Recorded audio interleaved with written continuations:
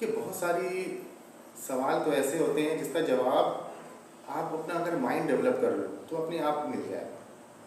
हर एक जो भी प्रोफेशनल होता है, जो एक्सपर्ट होता है, वो अपना माइंड डेवलप करता है।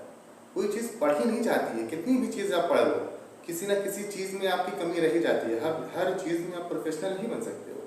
वैसे ही मैं अभी सवाल आपने पूछा था इच्छाधारी की बात, इच्छाधारी नागिन के बारे में, तो ये कैसे पॉसिबल हो सकता है कि एक जानवर इंसान में बन जा रहा है और वो रूप भी बदल ले रहा है, जैसे कि हमने फिल्मों में देखा था। तो ये चीज़ें नाग पर ही क्यों आई या नागिन पर क्यों आई, शेर पे नहीं आ रही है? जबकि हिंदू धर्म में शेर की भी वैल्यू है, और भी बहुत सारे जानवर हैं, उन सब पर नहीं आ रही है। ये कॉन्सेप्ट बस फिल्मों से ही आ गया है बस, और कुछ भी मुझे नहीं लगता है कि ये इसमें जरा से भी सच्चाई हो सकती है। कैसे कोई जानवर को हाथ पैर इंसान की तरह हो जाता है, उसके बाद वो रूप बदल लेता है, उसकी हड्डियाँ चौड़ी हो जा रही हैं, कभी छोटी हो जा रही हैं, क्या वो रबड़ का तो है नहीं। इच्छाधारी नागिन हो, ऐसा बिल्कुल भी कहीं से भी रियलिटी में 1% भी चांसेस है ही नहीं कि इच्छाधारी नाग और नागिन होते होंगे। और वो फिल्मों में जैसा हमने देखा है कि वो किसी का भी रूप ले रहे हैं और शीशे में वो दिख जा रही हैं कि हाँ शीशे में ये नागिन है। ये सब चीज़ें टोटली तरीके से फेक है, इंटरटेनमेंट के लिए फिल्मों में इस्तेमाल किया गया है। और जैसा कि आप जानते ही हैं, हिंदुस्तान में ही, और ज़्यादातर तो हिंदुस्तान में बहुत कम पढ़े लिखे लोग हैं और अंधविश्वास में बहुत ज़्यादा वो बिलीव करने लग गए थे। और ये सब फिल्में पहले की भी थी और आज भी टीवी सीरियल्स में भी इच्छाधारी नागिन के बहुत सारे सीरियल हैं, लेकिन ये टोटली फेक चीज़ें हैं जिसका कहीं से भी कोई भी प्रमाण नहीं मिलेगा और माइंड में आएगा ही नहीं कि कभी कोई इच्छाधारी नागिन हो सकता है। आप भी अपना माइंड डेवलप करिए ताकि सब सवाल का जवाब आप खुद ब खुद मिल जाएगा। आप खुद ही सोच लोगे कि ये चीज़ें पॉसिबल है या नहीं। स्टैंड अप कॉमेडी, इसके बारे में आपने सवाल किया है कि उसमें बहुत ज़्यादा वल्गर चीज़ें होती हैं और सेलिब्रिटियों का मजाक उड़ाया जाता है। तो मैं यह कहूँगा कि ऐसे लोग हैं जो ऐसी चीज़ों को पसंद करते हैं, हम मना भी नहीं करेंगे, लेकिन मुझे एक चीज़ें गलत लगती है जो होता है फैलाना। अगर आप बंद कमरे में पैसा ले करके किसी का मजाक उड़ा रहे हो, ठीक है, उसे शो मत करो। अगर आप वल्गर चीज़ें पसंद आती हैं, जो लोग 200, 250, 1,000 रुपये चार्ज होता है उसका, वो दे करके ऐसी कॉमेडी देख रहे हैं, ठीक है, उनका मन है, कर रहे हैं। लेकिन जब चीज़ें पब्लिकली आती हैं तो उसे खराब कहा जा सकता है। कि कोई भी चीज़ें हैं, जैसे मिसाल के तौर पर आप बिना कपड़ों के घर में रहते हो, तो वो आपका अपना घर है, आप रह रहे हो, लेकिन वही चीज़ें आप रोड पर आप करोगे तो ये चीज़ें सभ्यता के हिसाब से सही नहीं है। तो वैसे ही अगर आप एक ऑडिटोरियम में कुछ वल्गर चीज़ें सुन रहे हो, ठीक है कि उनकी आपकी अपनी सोच है, करो आप, लेकिन उसे बाहर फैलाना सही नहीं। और यूट्यूब ऐसा माध्यम हो चुका है कि उस पर लोग डालते हैं प्रमोशन के लिए ही, और हालांकि 18 साल से नीचे के बच्चों को अलाउ नहीं है यूट्यूब पर भी और मोबाइल रखने पर भी, लेकिन कम उम्र के बच्चे भी देख ही लेते हैं उसे। तो एक हद है, उस हद में अगर आप कोई चीज़ करते हो तो ठीक है, लेकिन अगर आप किसी की इज्जत पर उंगली उठाते हो तो वो चीज़ें अच्छी नहीं। मजाक अपनी जगह है, लेकिन एक लिमिट और दायरा हर चीज़ में होना चाहिए। और लड़कियां भी उसमें कुछ आया था कि एक लड़की ने भी वल्गर बातें बोली थी, ठीक है, ये बताया था कि हर एक चीज़ सही है लेकिन एक हद होनी चाहिए। उस हद में अगर आप हो वो चीज़ें ठीक है, और उसे फैलाना तो बिल्कुल भी कहीं से भी अच्छा नहीं होता है। ख़राब चीज़ों को बोलना ज़रूरी है, वरना वो बढ़ती चली जाएगी। टाइम ट्रेवल, जैसा कि हम लोग समझते हैं, जो आम नागरिक हैं, जो टीवी फिल्मों से समझते हैं कि टाइम ट्रेवल क्या होता है, कभी हम किसी पिछले वक्त में चले गए और उसमें देख रहे हैं कि क्या हो रहा था, हम उसे चेंज कर दे रहे हैं। तो जो फिल्मों से लोग जानते हैं कि टाइम ट्रेवल ये होता है, वैसा बिल्कुल भी है नहीं।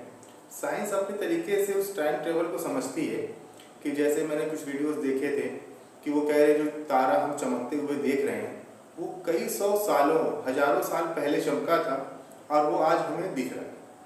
तो वो इस तरह की पास्ट की चीज़ों को समझते हैं कि जो चीज़ें हम अभी देख रहे हैं वो बहुत पहले हुई थी।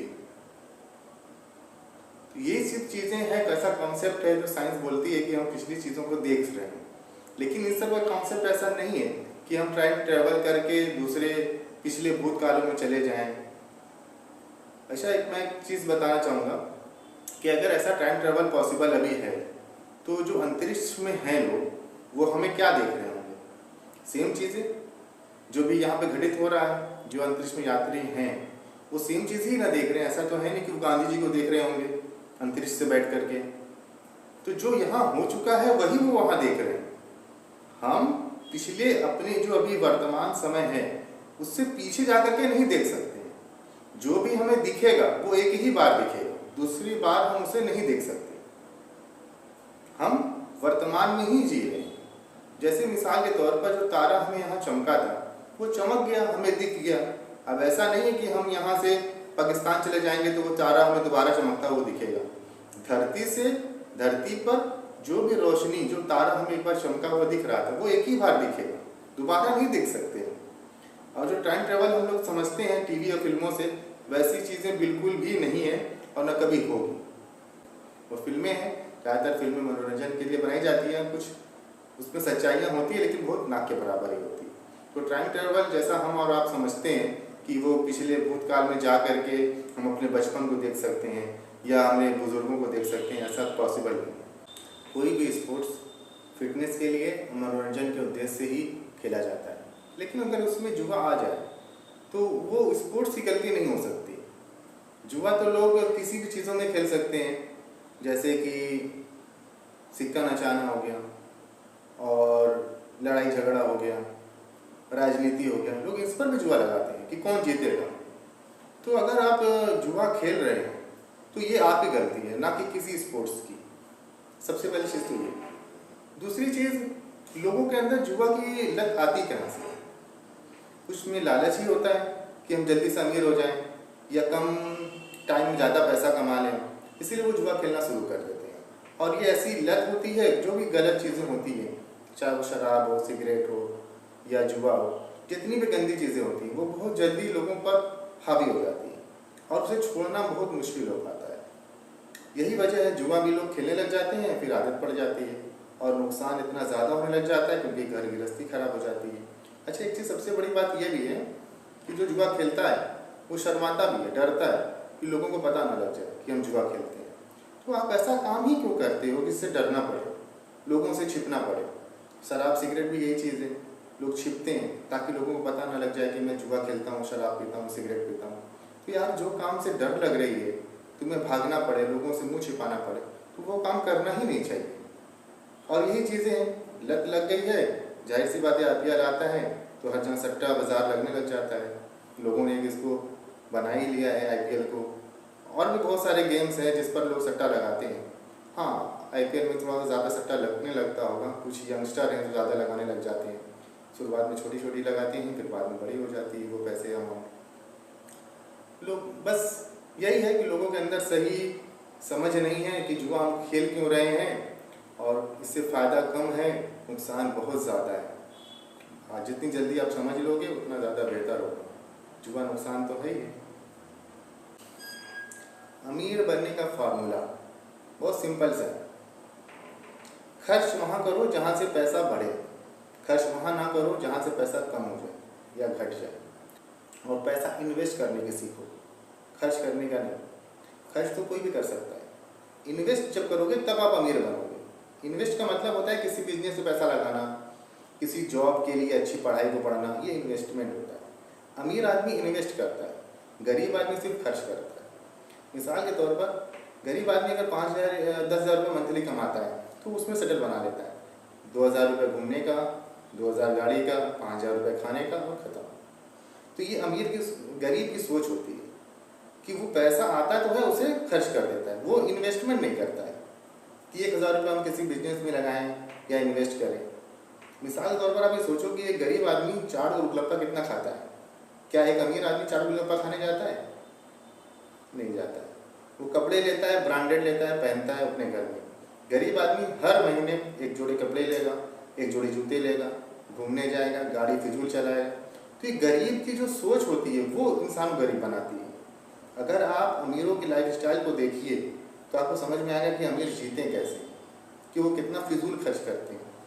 मुझे लगता है कि गरीब आदमी बहुत ज़्यादा फिजूल खर्ची करता है। नॉर्मल तौर पर वो अपनी सैलरी को जो भी आती है उसमें बचाता कम है, खर्च पूरा कर देता है। शादियों में बहुत अच्छे पैसे खर्च करता है, वो कमाते ही है शादियों के लिए जैसे लगता है। तो अमीर की और गरीब की एक थिंकिंग है जो उसे अमीर और गरीब बनाती है। गरीब की थिंकिंग जो है उसी वजह से वो गरीब है, और अमीर की जो थिंकिंग है उस वजह से वो अमीर है। तो अगर आपको अमीर बनना है तो थिंकिंग, अपनी सोच को बदलना पड़ेगा कि मैं पैसा खर्च कहाँ कर रहा हूँ। सबसे बड़ी चीज़ यही है कि माइंड को डेवलप करिए अपने, ताकि आपको सही और गलत और इन्वेस्ट का तरीका पता चले। कैसे अमीर बना जा सकता है, कोई किताब नहीं बना सकती है आपको जब तक आप अपनी सोच को नहीं बदलोगे। अपनी माइंड को डेवलप करो, फिर सही और गलत पता लगेगा।